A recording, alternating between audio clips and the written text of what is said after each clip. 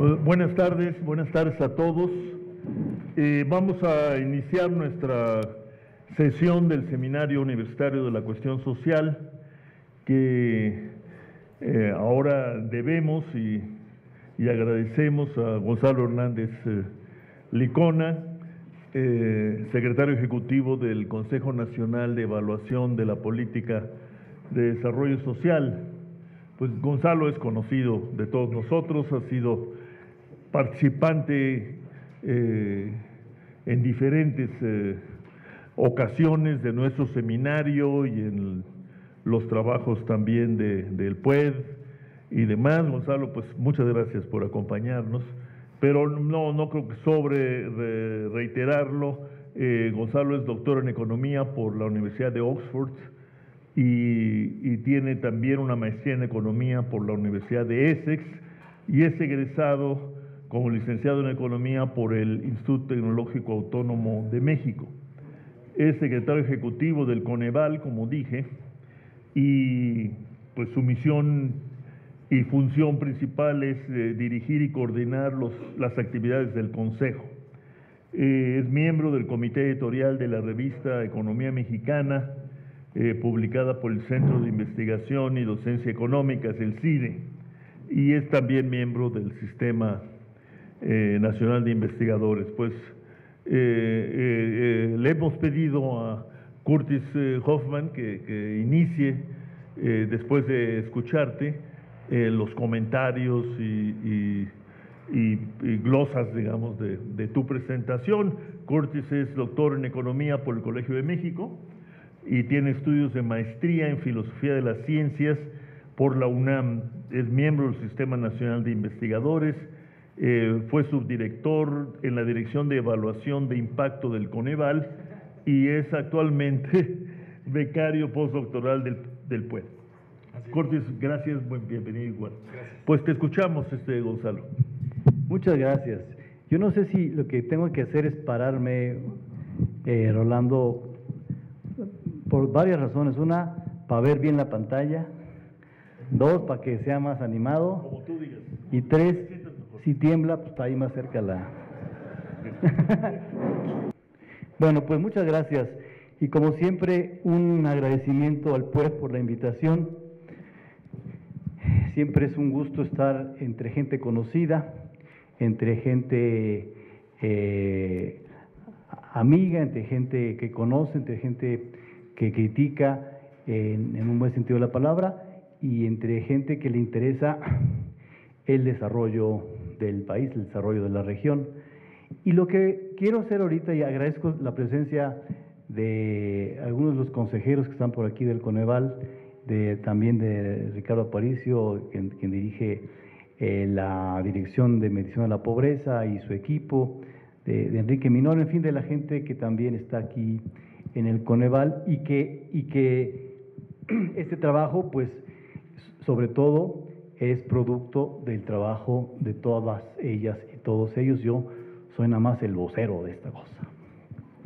Entonces, lo que quiero hacer es presentarles los datos de pobreza recientes, pero enmarcados en una reflexión que tenemos en el Coneval desde hace tiempo y que lo hemos venido reforzando y actualizando, que es en el contexto de una evaluación más amplia de la política social de México.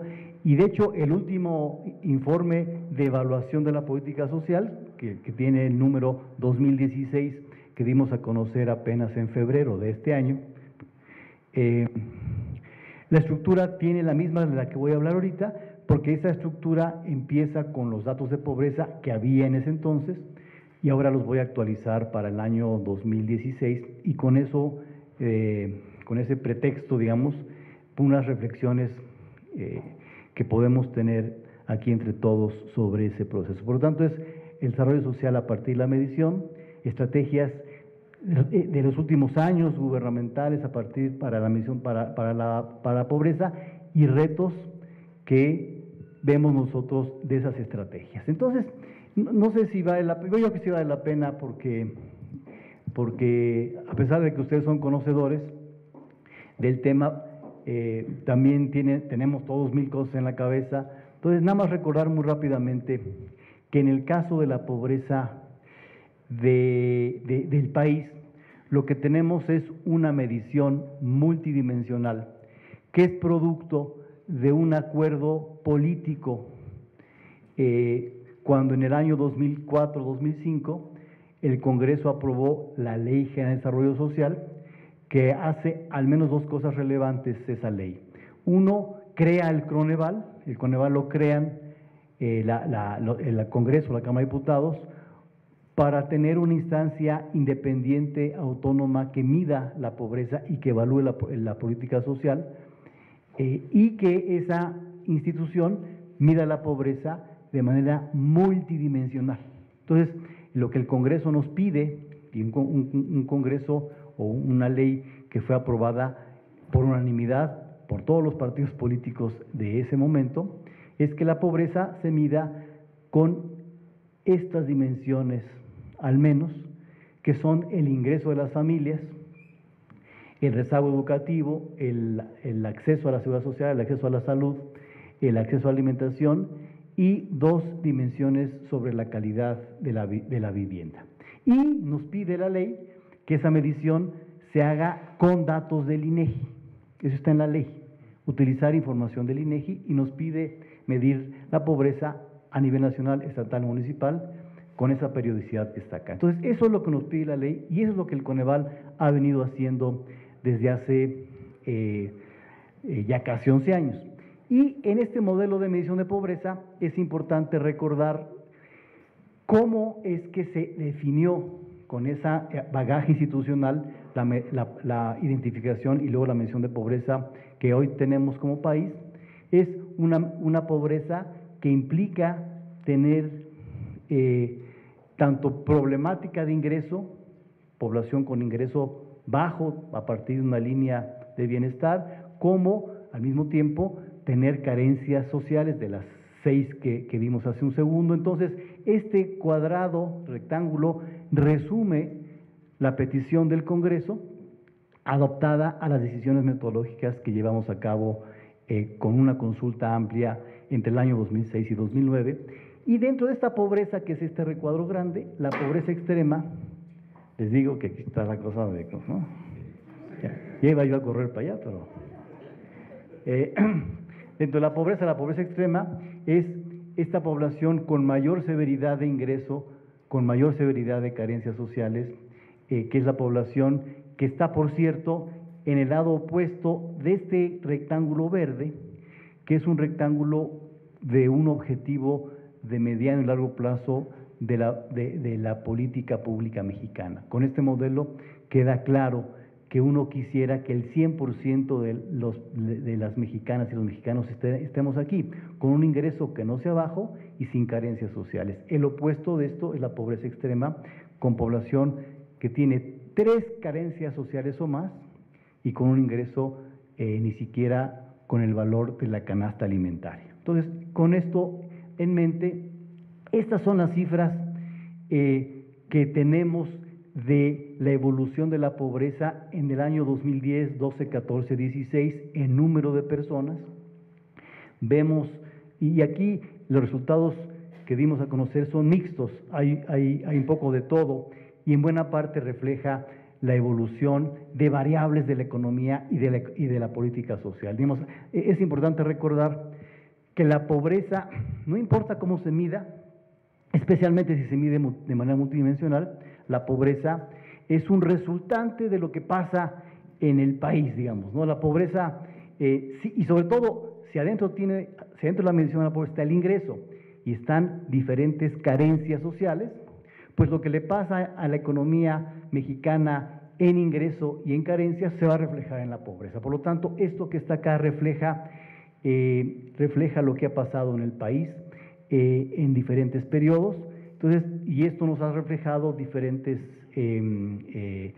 información que te digo que es mixta. Primero, déjame empezar con la última parte, esta reducción de la pobreza en estos 2 años, que coincide, como lo vamos a ver en un segundo, con un periodo de muy baja inflación, un periodo en donde también hay un crecimiento, si no espectacular, moderado del empleo formal, sobre todo con circunstancias mejores que las pasadas. Entonces, esto en buena parte refleja esa circunstancia, pero también esta reducción no permite todavía pues compensar el aumento de la pobreza que el propio Coneval constató desde hace unos años. Entonces, si uno compara este número de 2016 con el de 2014, sigue siendo mayor este número, y si lo compara con 2010, sigue siendo mayor el número de 2016. Por lo tanto, la pobreza en número de personas en México ha aumentado en ese periodo de 2010 a 2016, 2012 a 2016, a pesar de la reducción en esos últimos 2 años. En porcentaje de pobreza, esto se refleja, lo anterior era número, en porcentaje se refleja de esta manera.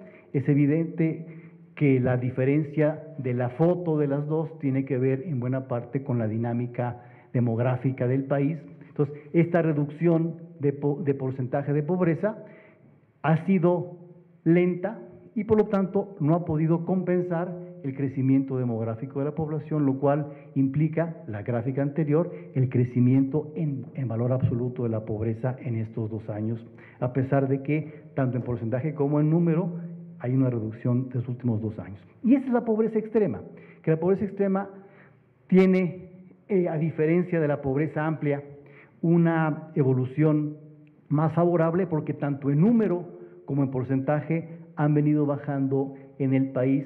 Creemos que producto de varias cosas. Uno, algunos programas que han tenido éxito en focalización y han tenido éxito en coberturas básicas sociales. Cuando uno ve hogares con pisos firmes, hogares en donde la calidad de algunos aspectos de la vivienda está mejor, o que hay niños y niñas más en primaria, secundaria e incluso en media superior, en cobertura, no calidad, que ahorita voy a hablar de calidad. Esto se refleja sobre todo en esa población con menos ingreso, que además en los descalabros económicos del 2009 y en la volatilidad del precio de los alimentos, quien ha sufrido más es la población urbana, y por lo tanto la población rural, en donde un porcentaje importante de la pobreza extrema ha tenido una menor severidad de esos avatares económicos de los últimos años. Por lo tanto, es una serie de combinaciones que muestran esta evolución de la pobreza extrema en número y en porcentaje. Y déjame desglosar esta evolución de la pobreza en sus dimensiones, en las partes que dijimos que tenía los 7 elementos en la primera gráfica. Déjame desglosar ese número de pobreza y pobreza extrema en sus elementos, en sus dimensiones. Entonces, déjame empezar con la parte que ya decía hace rato, un poco más optimista, que es que las coberturas básicas del país desde hace algunos años han en general mejorado, lo cual ha implicado reducción de carencias, tanto en el rezago educativo como en la carencia de salud, como en la carencia incluso de seguridad social o de vivienda o de alimentación, producto en buena parte de una parte de la política social, no toda, una parte que ha avanzado en coberturas básicas desde hace unos años. Y aquí el paréntesis es importante porque esto tiene que ver con accesos y coberturas básicas. Cuando en esta medición de pobreza no tenemos incluida la calidad de los servicios, sobre todo por razones de estadística. No podemos tener esa calidad a nivel de hogar por municipio, pero cuando la tenemos a nivel de país o de algunos estados, pues uno ve que casi con cualquier definición de calidad de servicio educativo o de salud, pues esta calidad no ha avanzado a la par de lo que ha avanzado la cobertura básica, y de hecho en algunos casos ni siquiera ha avanzado nada. Entonces es importante decirlo porque un reto de la parte de las dimensiones de las carencias sociales tiene que ver con la calidad, que si bien está reflejada en esta medición, indicadores adicionales del Coneval muestran que ahí sí falta mucho por hacer en la parte de calidad. Y luego la otra parte de la medición, decíamos, hay 6 carencias más el ingreso a las familias. Entonces, esta gráfica que está acá es una variable que el Coneval lleva midiendo desde el año 2010, utilizando una fuente del INEGI diferente a la encuesta de ingreso y gasto de los hogares con la que medimos pobreza, que es el ingreso laboral de los hogares, que cada trimestre podemos captar con esta encuesta nacional de ocupación y empleo, y que el Coneval lo que hace es publicar cada 3 meses, esta gráfica en donde le hemos llamado pues, el poder adquisitivo del ingreso laboral, porque comparamos el ingreso de las familias con la evolución de la canasta alimentaria. Entonces, es una deflación de la fluctuación con la canasta alimentaria. Entonces, esta gráfica nos dice cosas muy interesantes de lo que está atrás de los resultados de pobreza. Por ejemplo, esta gráfica nos dice que desde el año 2007 más o menos que llegamos al pico del ingreso, del poder adquisitivo, hemos sufrido de 2007 a 2014 un revés bien importante del poder adquisitivo de los hogares. Con diferentes niveles y velocidades de aquí para acá, esta fue acelerada, una reducción, acuérdate, del PIB de 7% en el año 2009, por ejemplo. Aquí una mayor estabilización, pero luego una desaceleración, todavía el precio de los alimentos muy volátil y subiendo más que la inflación.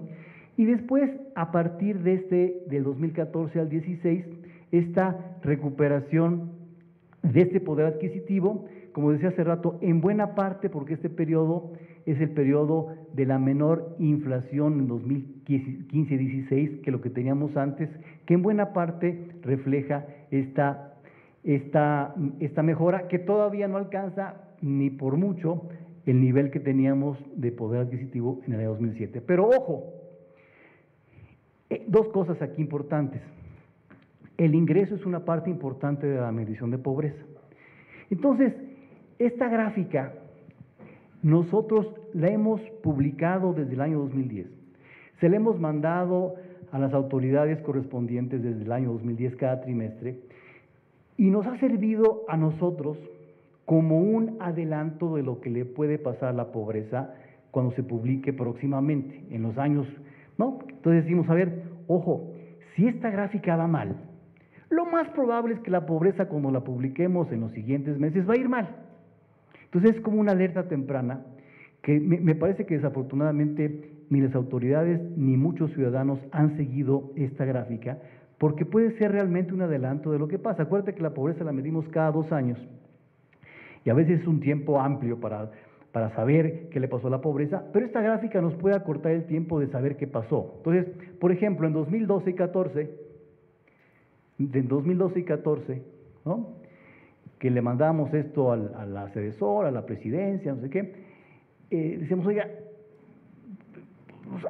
algo está pasando, seguramente parte inflación, seguramente la inflación de la canasta alimentaria, seguramente un empleo que no crece lo suficiente, que esto nos está haciendo bajar el poder adquisitivo. Ojo, porque la pobreza puede subir. Y la pobreza subió de 2012 al 14. Entonces, cuando me decía, a ver, la secretaria Robles, oye, ¿y por qué subió si hemos cambiado tanto? Digo, secretaria, pues se acuerda del lobo, pues ya llegó el lobo, cabrón, ¿no? Porque entonces esta gráfica nos ha servido mucho para pronosticar lo que pasa. Y esta gráfica nos ayuda también a explicar que en estos 2 años la pobreza bajó, como sucedió que bajó y como lo hubiéramos anticipado con meses de antelación. Y déjame ir para adelante. La medición que tenemos, la última, como vimos hace rato, queda en 2016, hasta acá. Y en 2017, APA, pues mira, en 2017, el Coneval medirá la pobreza siguiente en 2018, no tendremos 2017, tendremos 2018, pero si esto ha servido como adelanto, pues lo que ha pasado en el primer semestre de 2017 es que el poder adquisitivo vuelve a bajar, porque la inflación de 2017, sobre todo de julio, agosto, abril, pues ha sido del doble del año anterior. Entonces, esto, si alguien me dice, oye, ¿qué pasaría si el Coneval midiera la pobreza en 2017? ¿Qué le pasaría? Digo, pues yo doble contra sencillo que va a subir. No sé en 2018 porque la inflación, dice el Banco de México que puede bajar para finales de año, principios del año que entra. Vamos a ver qué carrera gana más, si la creación de empleo moderada, modesta, o la inflación de los precios. Pero esa carrera va a depender de lo que pase con la inflación 2018, pero esta gráfica ojalá más gente la utilizara en el día a día para pronosticar una parte importante de la pobreza. Y no solamente para pronosticar, sino para tomar cartas en el asunto, porque esta gráfica de alerta temprana pues dice, ya algo está pasando en el país o en los estados, porque esta gráfica la tenemos para las 32 entidades federativas también, con cambios diversos. Lo que pasa en Chiapas, en el mismo periodo, no pasa en Oaxaca, no pasa en Baja California, por lo tanto, la acción es diferenciada.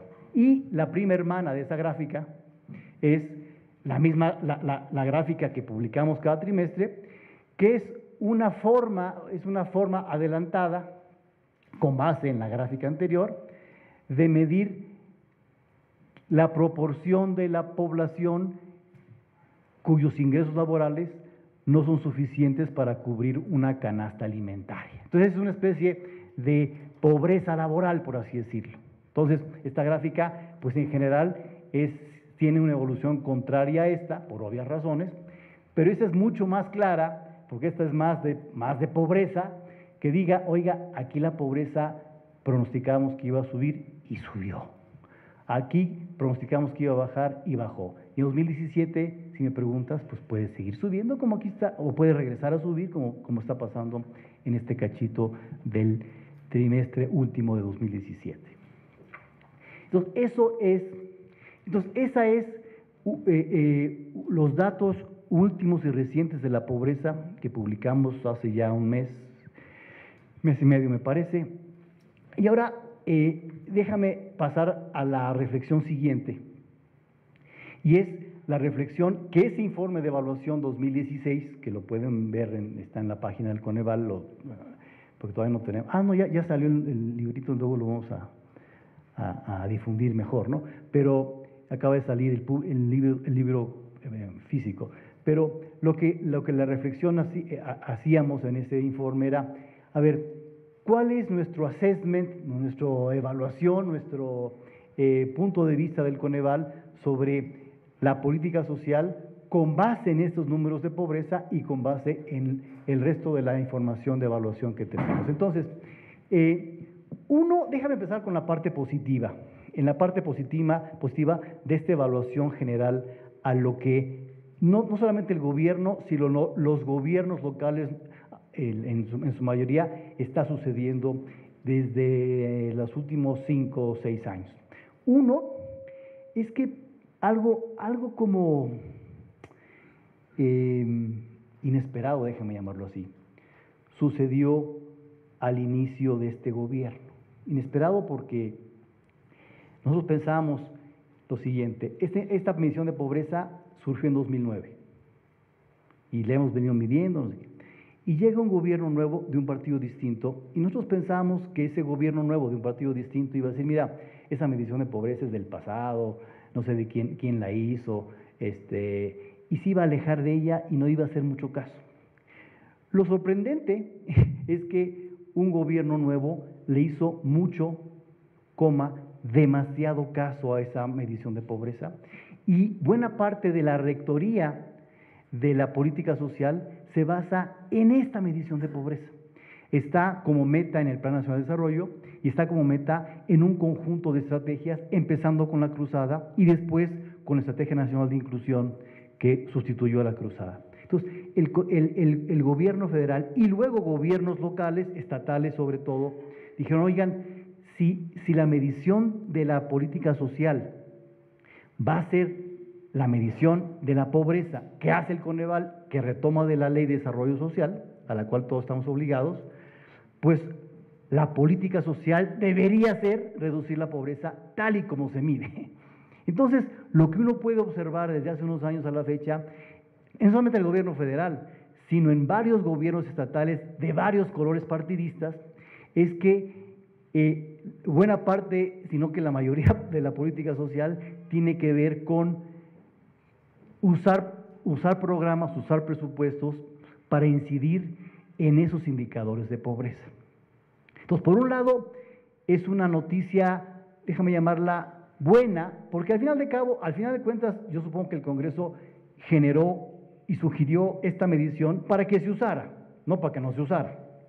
Entonces, se usa y se usa para batir. Entonces, aunque usted no lo crea, en la oficina chiquita del Coneval, de repente tocan los gobernadores a la puerta. Digo, güey, ¿qué onda? ¿No? ¿Qué me viene a pedir? No traigo dinero, gobernador, no, yo no tengo dinero.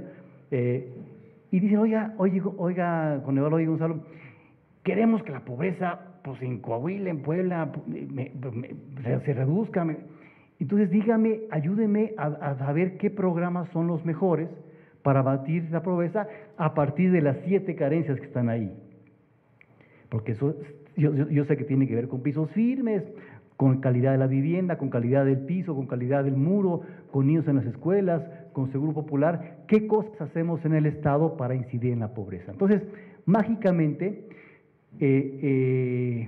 posiblemente por una decisión política, los gobernadores, que algunos quieren ser presidentes y otros quieren ser más y cosas, ¿no? Dice, oye, yo no quiero que la pobreza suba en mi estado, entonces voy a hacer lo imposible por bajar la pobreza. Tal y como la mide el Coneval.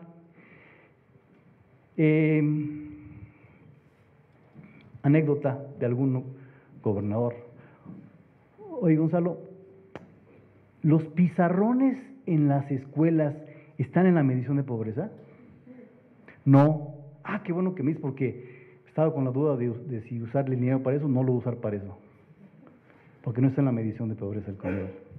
Y oye, gobernador, aguante la onda, porque esa es una guía de política social, pero los pizarrones son importantes para los alumnos. Sí, pero si no lo miden ustedes, güey, pues ¿para qué lo hacemos? Entonces, me recuerda a mis alumnos que me dicen, oiga, profesor, ¿la lectura número 400 viene en el examen? No viene. Ah, qué bueno que me dice, porque no lo voy a leer, cabrón. Oye, léela, porque es una lectura buena.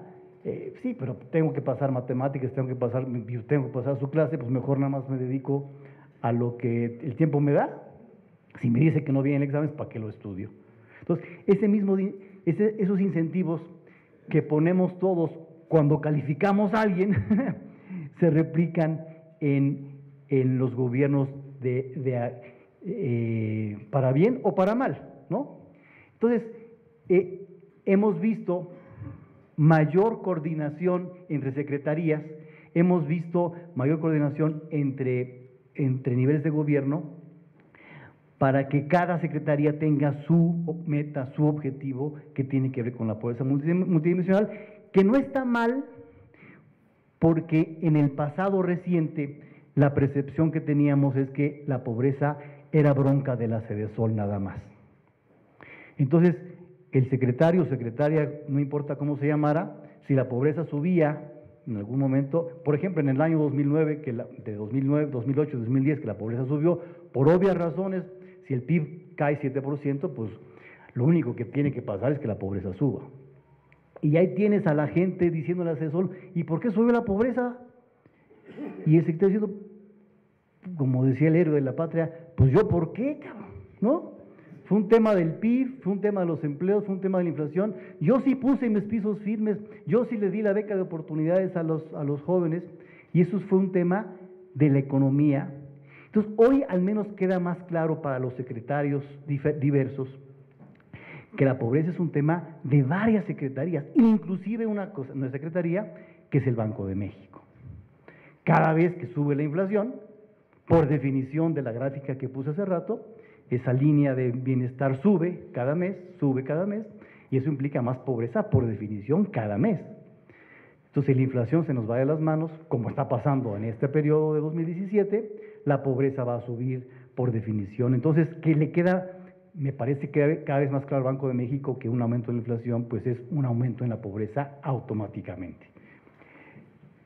Entonces, ha habido la Estrategia Nacional de Inclusión, que es esta estrategia derivada o la que siguió de la Cruzada Nacional contra el Hambre, en donde las metas, yo decía, se ponían de manera muy clara entre las secretarías, en fin, las reglas del FAIS, del Fondo de Aportaciones de Infraestructura Social, se cambió para que incidiera más en la forma en cómo se mide pobreza y se dejara de seguir una medición de pobreza previa, que ni siquiera una medición oficial de pobreza. Entonces han sido cambios. Y finalmente, incluso en el margen al menos, la Secretaría de Hacienda ha tenido un poco de más cuidado, porque el presupuesto es bien complicado de hacer, pero de sugerir lo que el Coneval sugiere a su vez en un documento que se llama Consideraciones Presupuestarias para el Desarrollo Social, que cada año le mandamos a Hacienda y a la Cámara de Diputados, donde decimos, oigan,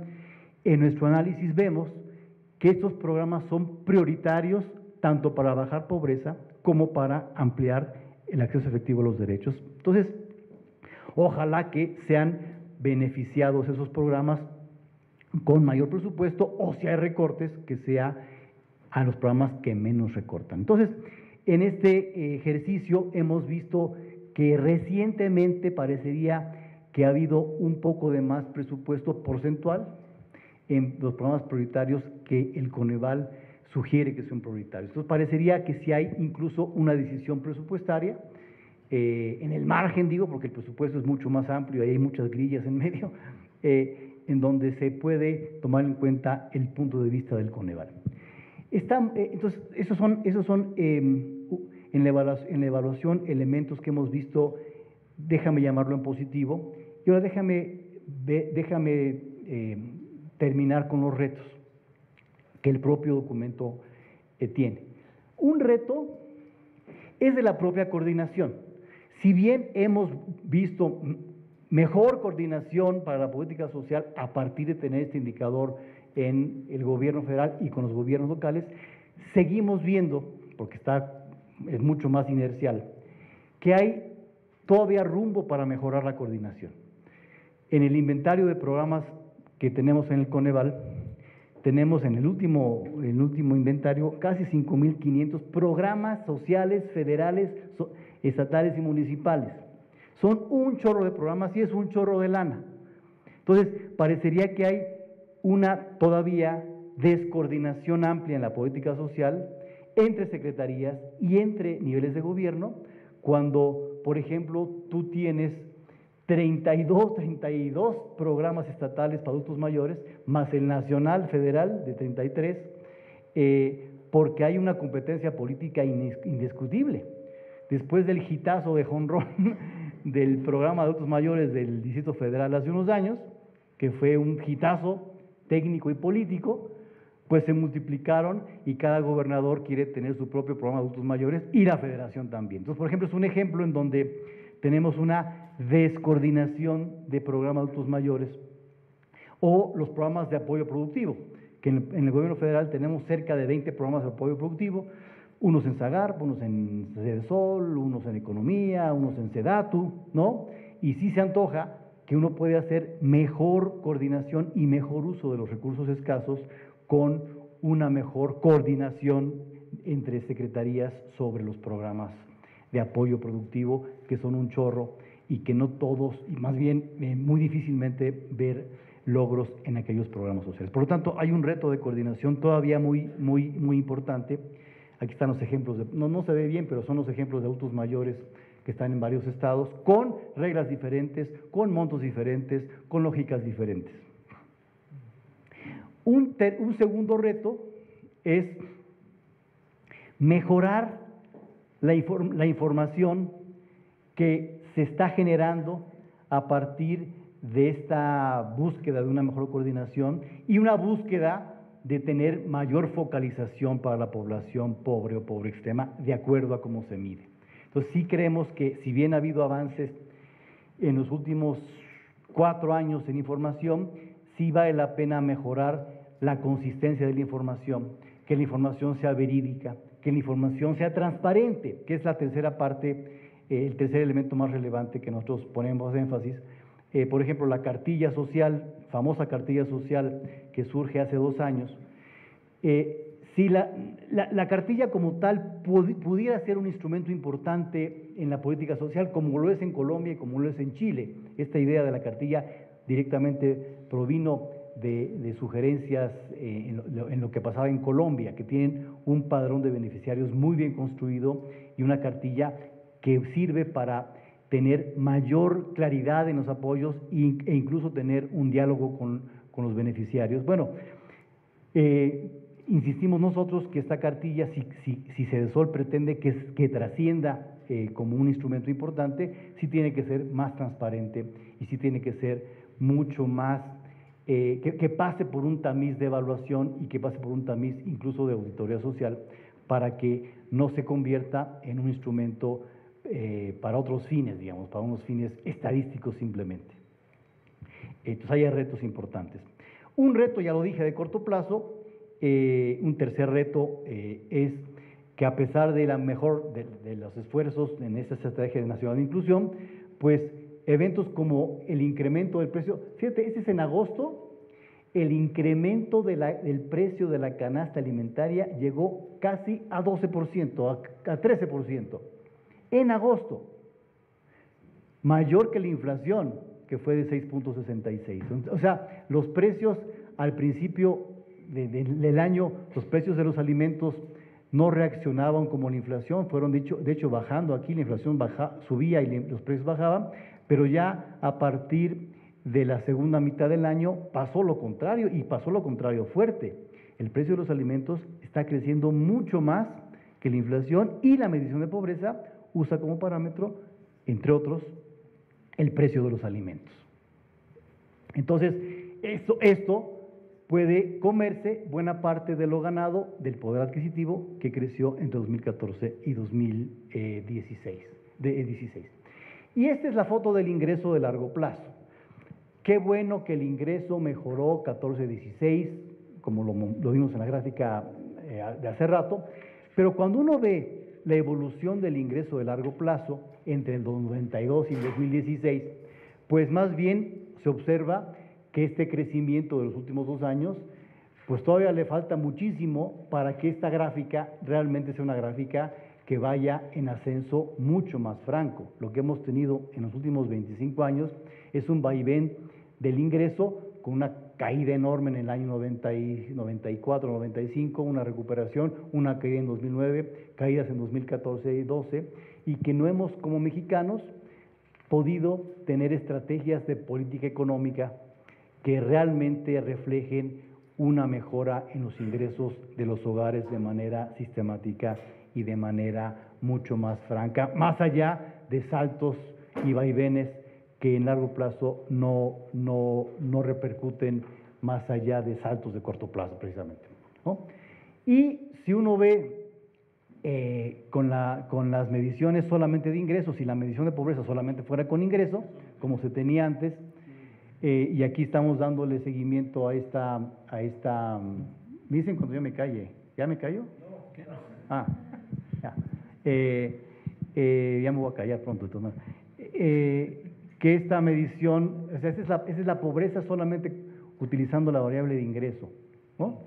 Ya sea la línea de bienestar amplia o la línea de bienestar mínimo con la que se mide la pobreza extrema, pero nada más en la parte del ingreso. Pues cuando uno ve estas gráficas, pues son el complemento de esta, ¿no? Son un espejo de esta. La pobreza por ingresos, pues no se ve una pobreza que baje, francamente, sino que más bien se estabiliza y que en 25 años ha tenido vaivenes, pero de punta a punta es prácticamente lo mismo, porque un talón de Aquiles importante de la política pública mexicana tiene que ver con el ingreso de las familias. Y que en el fondo, mucho más largo plazo, pues tiene que ver con una enorme lentitud del PIB per cápita mexicano del año 50 al 2014, en donde aquí hasta el 82 veníamos pues casi igual que otros países, y después se nos fracturó la economía y no le pudimos levantar, y en 60 años hoy México, de esa selección de países donde están Irlanda, Portugal, España, Chile, México, Japón, Corea del Sur, si quieres quita Japón porque siempre, pero no, pues tenemos ahora el último lugar, siendo que hace 60 años no estábamos en el último lugar, nos han rebasado por la derecha, por la izquierda, por el medio, por todos lados, y tiene que ver con la generación de valor agregado en el largo plazo. Y finalmente, Lo último que quiero decir es una reflexión que el propio informe tiene sobre qué más hacer en político social más allá de las reflexiones previas del ingreso a largo plazo. Pero la reflexión más amplia de decir, oye, qué bueno que los gobiernos recientemente han tomado la medición de pobreza para hacer política social.